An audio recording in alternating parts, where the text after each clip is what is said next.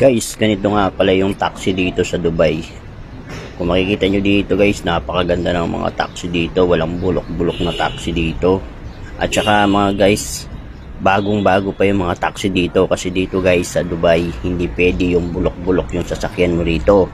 Pag bumili ka ng sasakyan dito, after 10 years, kailangan mo na siyang palitan. Hindi mo siya pwedeng patagalin ng umabot ng 20 years, 15 years. Kaya yung mga sasakyan dito napakaganda, lalo-lalo na yung mga taxi.